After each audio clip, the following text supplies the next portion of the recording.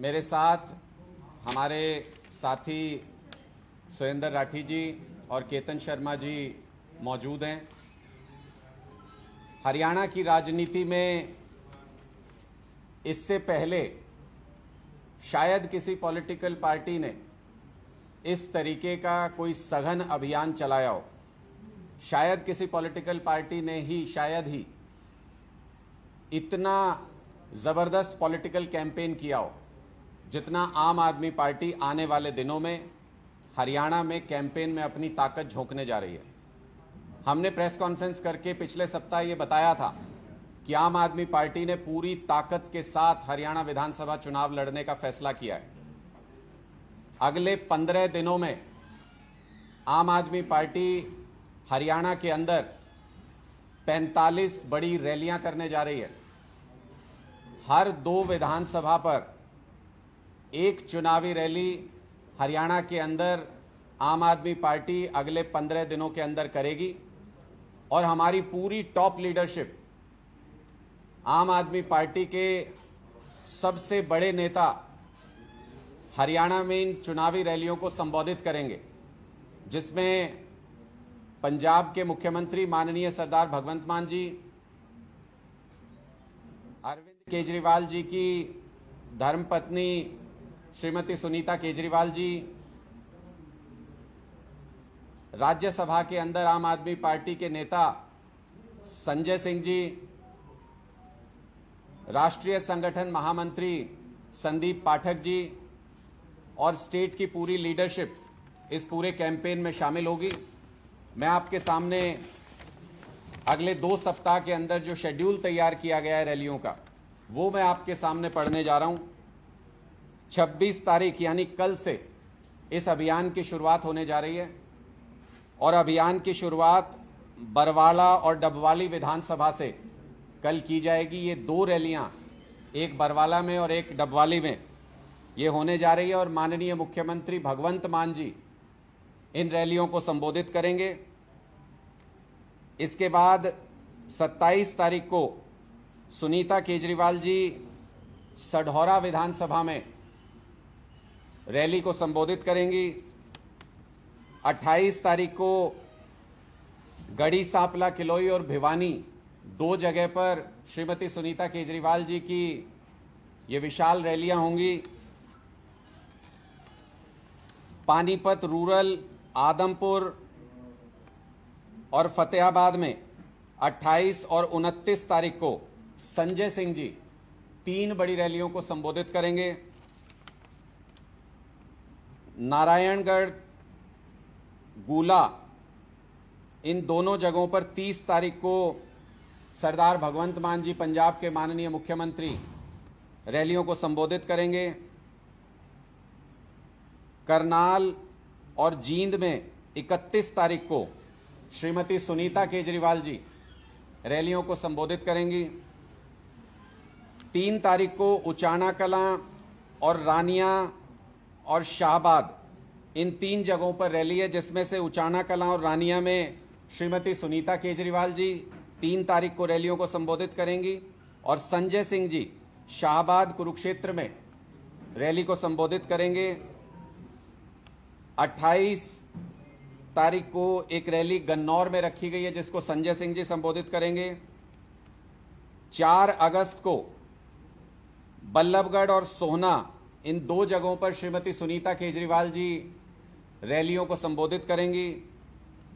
4 तारीख को ही सोनीपत, असंध और पेहवा में सरदार भगवंत मान जी, पंजाब के माननीय मुख्यमंत्री, 3 रैलियों को संबोधित करेंगे और 4 तारीख को ही संजय सिंह जी भिवान, महेंद्रगढ़ और रोहतक में 2 रैलियों को संबोधित करने जा रहे हैं। 7 तारीख को पंजाब के माननीय मुख्यमंत्री भगवंत मान जी दादरी और बहादुरगढ़ में 2 रैलियों को संबोधित करेंगे। 8 तारीख को कालांवाली और हांसी में संजय सिंह जी 2 रैलियों को संबोधित करेंगे। 9 तारीख को यमुनानगर और पुंडरी विधानसभा में संजय सिंह जी 2 रैलियों को संबोधित करेंगे। 10 अगस्त को नारनौल और बेरी में श्रीमती सुनीता केजरीवाल जी रैलियों को संबोधित करेंगी।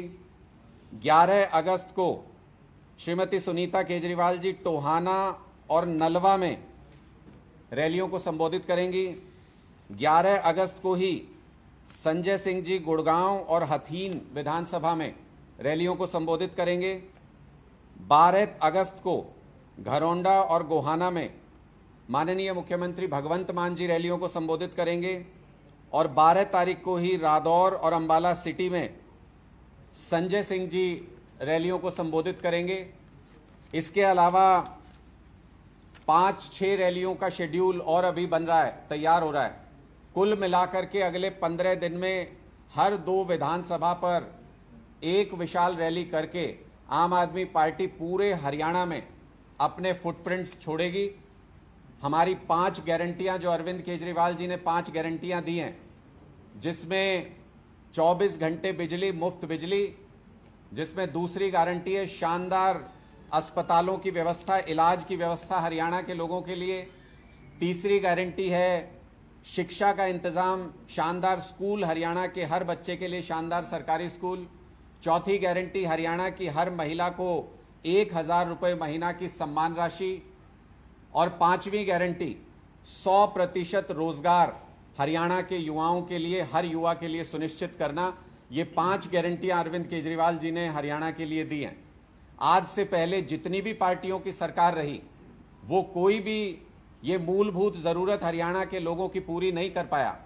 इस संदेश को लेकर के कि एक मौका हरियाणा के लोग अपने बेटे अरविंद केजरीवाल को दें, इस संदेश को लेकर के हमारी सारी टॉप लीडरशिप और हरियाणा के सभी नेता इन रैलियों में जाएंगे, लोगों से बातचीत करेंगे और लोगों के सामने ये तीसरा विकल्प प्रस्तुत करेंगे कि अगर आप एक तरफ कुआं और एक तरफ खाई इस सवाल से परेशान है, हर चुनाव में ये सवाल आपके सामने आता है, तो इस बार कुएं और खाई के बीच से तीसरा रास्ता आम आदमी पार्टी की तरफ आता है। बाहें खोल करके आम आदमी पार्टी का स्वागत कीजिए और आम आदमी पार्टी अरविंद केजरीवाल जी की इन 5 गारंटियों को पूरी ताकत से हरियाणा में पूरा करने की कोशिश करेगी। जो भी इन 5 गारंटियों के रास्ते में आएगा, हरियाणा के लोगों को ये मूलभूत जरूरत की 5 चीजें देने के बीच में आएगा, उनका पूरी तरह से हरियाणा की जनता के साथ मिलकर सुपड़ा साफ करेंगे, चाहे वो कोई पार्टी हो, कोई नेता क्यों ना हो। आपके कोई सवाल है तो आप पूछ सकते हैं। तो रैलियों में सिर्फ गारंटी के मुद्दा उठाए जा रहे हैं या पिछली सरकारों का कामकाज है, उस पर भी कोई चर्चा? देखिए, निश्चित तौर पर जब हम लोगों से चर्चा करने के लिए जाएंगे तो ये सवाल आज हरियाणा के हर व्यक्ति के मन में है कि आखिर क्यों अलग अलग पार्टियों की सरकार हरियाणा में रहने के बावजूद ये मूलभूत जरूरतें पूरी नहीं हो पाई, हरियाणा के लोगों की उम्मीदें पूरी नहीं हो पाई। कोई भी सरकार हो युवाओं को रोजगार देने के विषय पे काम नहीं कर पाई। कोई भी सरकार रही हो 24 घंटे बिजली देने का काम नहीं कर पाई। कोई भी सरकार स्कूल और अस्पताल शानदार बनाने के ऊपर किसी ने ध्यान नहीं दिया, इसको कभी चुनावी मुद्दा नहीं बनाया। महिलाओं के सम्मान की रक्षा करने से लेकर के उनकी जरूरत को समझ के उनकी सम्मान राशि 1000 रुपए उनको देने का भी आज से पहले किसी पार्टी ने कोई काम नहीं किया। तो हम लोगों के बीच में इन सवालों को लेकर के जाएंगे कि आप पुरानी सरकारों के काम को असेस कीजिए।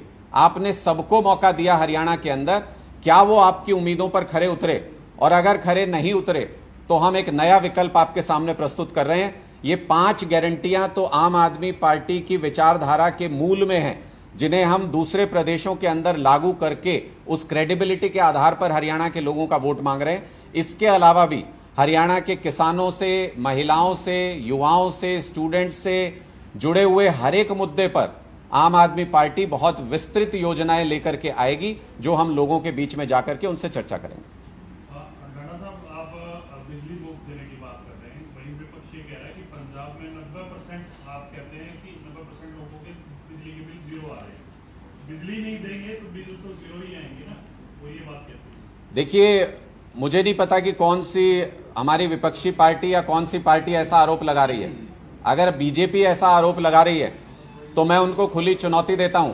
उनके पार्लियामेंट में दिया गया रिप्लाई है, भारतीय जनता पार्टी की इतने प्रदेशों के अंदर सरकार है, ऑन डॉक्यूमेंट भी अगर वो ये दिखा दें कि 24 घंटे बिजली सप्लाई किसी भी प्रदेश में अपने कर पा रहे हैं, तो मैं राजनीति छोड़ दूंगा। उनका लोकसभा में दिया गया जवाब है कि पूरे देश के अंदर सिर्फ एक ही राज्य में 24 घंटे बिजली आती है जहां पे आम आदमी पार्टी का शासन पिछले 9 साल से है, वो है दिल्ली। और पंजाब के अंदर पहली बार ऐसा हुआ है कि किसानों ने यह कहा कि हमको ट्यूबवेल बंद करने पड़े, इतनी लाइट मान साहब ने किसानों को दी है, इंडस्ट्रीज को दी है, और परिवारों के अंदर जो हम घरों में इस्तेमाल करते हैं उस बिजली को भी दिया गया है। 24 घंटे हमारा लक्ष्य है और यह काम अगर कोई कर सकता है तो सिर्फ अरविंद केजरीवाल कर सकता है। हम अपने क्रेडेंशियल्स के साथ लोगों के बीच में जा रहे हैं, भारतीय जनता पार्टी की तरह लफ्फाजी करके लोगों के बीच में नहीं जा रहे हैं। शिक्षा मंत्री का बयान आया सर कि आम आदमी पार्टी की हैसियत से बाहर है अच्छी शिक्षा देना, तो इसको लेकर क्या कहेंगे सर? लगातार बयान, मुझे लगता है कि यह बहुत शर्मनाक बयान है। जो आम आदमी इन सरकारों को चुनता है वो उम्मीद करता है कि उनके बच्चों को अच्छी शिक्षा का इंतजाम सरकार करेगी, और सरकार किसी को शिक्षा मंत्री बनाती है तो इस उम्मीद के साथ कि लोगों की उम्मीदों और आकांक्षाओं को ये शिक्षा मंत्री पूरा करेंगी। लेकिन अगर शिक्षा मंत्री ये कहने लगे कि आम आदमी की हैसियत से बाहर है अच्छी शिक्षा, तो मैं उनको ये कहना चाहता हूं कि शायद आपके बस की बात नहीं है आम लोगों को अच्छी शिक्षा देना। आम आदमी पार्टी की सरकार हरियाणा के अंदर बनने जा रही है, यही आम आदमी होंगे, इनके बच्चों को शानदार सरकारी स्कूलों के अंदर शिक्षा मिलेगी, प्राइवेट स्कूलों से भी शानदार शिक्षा, और वो भी बिल्कुल मुफ्त आम आदमी पार्टी देकर के दिखाएगी। हमने दिल्ली में ये करके दिखाया और हमने पंजाब में भी ये करके दिखाया। डॉक्टर्स लगातार हड़ताल पर बैठे सर। आज हरियाणा के अंदर तमाम उनकी लंबी मांगे हैं जो लगातार कह रहे हैं कि पूरा नहीं किया जा रहा, उसको लेकर क्या कहेंगे? क्योंकि प्रदेश भर से तस्वीरें आ रही हैं कि लोगों को काफी दिक्कतें परेशानियां उठानी पड़ रही है। देखिए, मुझे लगता है कि मुख्यमंत्री जी नई नई घोषणाएं करने में व्यस्त हैं, जिनको पूरा करना इस टर्म में तो मुमकिन है नहीं चुनाव से पहले, इसलिए घोषणाएं करने में अपना कुछ नहीं जाता है। लेकिन जो लंबे समय से डॉक्टर्स की मांग है, जिसको लेके वो बार बार हड़ताल भी उन्होंने की है, अपने रिप्रेजेंटेशंस भी उन्होंने दिए और बार बार इस मुद्दे को उठाया है। प्रदेश के अस्पतालों में आधे से ज्यादा डॉक्टर्स के पद खाली पड़े हैं। प्रदेश के अस्पतालों की इस वक्त ऐसी हालत है कि वहां पे इलाज कराने के लिए लोग नहीं जाते, बल्कि जो जाता है वो बीमार होकर वहां से वापस आता है। ऐसी स्थिति में जिन डॉक्टर्स को इतना संघर्ष करना पड़ता है कि डबल वर्कलोड से भी ज्यादा उनको काम करना पड़ता है, अगर उनकी कोई वाजिब मांगे हैं जो कि वो बार बार सरकार के सामने रखते आए हैं, तो कम से कम इतना दिल तो होना चाहिए मुख्यमंत्री जी में कि डॉक्टर्स के सामने बैठ करके उनसे उनकी बातें सुन सके, उनकी मांगे सुन सके और उनको पूरा करने के लिए काम कर सके। ये वही डॉक्टर्स हैं जो पूरे प्रदेश के अंदर हेल्थ सिस्टम को संभाले हुए हैं सरकार के, चाहे जितना मर्जी बर्डन इनके ऊपर सरकार ने क्यों ना डाल दिया हो।